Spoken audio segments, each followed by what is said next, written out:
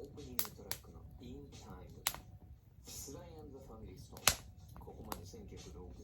年代から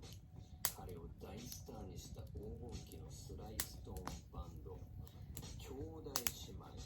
キーボードのローズ・ストーン、そしてギターのフレディ・ストーン、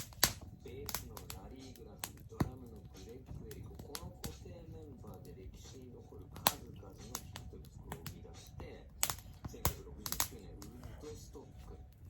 あのフェスティバルでの彼らの伝説的なライブ、これらなどもあってスーパースターになるのですが、ここではちょっと細かくは話せない。でも業界的にはものすごく有名ないろいろな問題がありつつ、ここからこのストーンファミリーとこのグレッグ・エイコ、ラリー・グラフの確執があって、ベースがラスティ・エレン、そしてドラマーがアンディ・ニューマークにメンバーチェンジします。アンディ・ニューマークが本人のインタビューでスライストーンとのオーディションの話をしている場面があったんですけれども、彼の家に行ったら真っ暗闇で彼の姿が見えない状態で、お前が一番自信のあるファンキーなビートを叩いてみろと言われて演奏しただけで、それでメンバーになったとのことなんですが、こんなビートだったんだろうかと思わずにはいられない。リズムマシンと絡むこのアンディ・ニューマークのドラムがすごい。インタイム、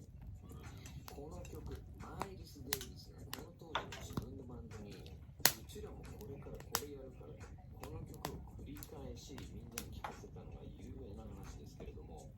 ギターのピート・コージとライジー・ルーカス、ベースのマイケル・ヘンダーソン、ドラムはアル・フォスター、パーカッション、ジェームス・エム・トゥーネ、サックス、デイブ・リーブマン、これが当時の彼のマイルス・デイビスのバンド。この頃のライブ映像がたくさん YouTube にアップされているので見てみるとかなり興味深いです。アルバムとしては1973年、74年頃にレコーディングしたトラックも収録されているコンピレーションアルバム Get Up With It で聴くことができます。セッションドラマーからスライド&ファミリーストーンのメンバーになり、そしてすぐにまたセッションドラマーに返り咲いて、そこから世界的に大活躍してきたニューヨーク出身のスーパードラマーアンディ・ニューマークを今夜は特集します。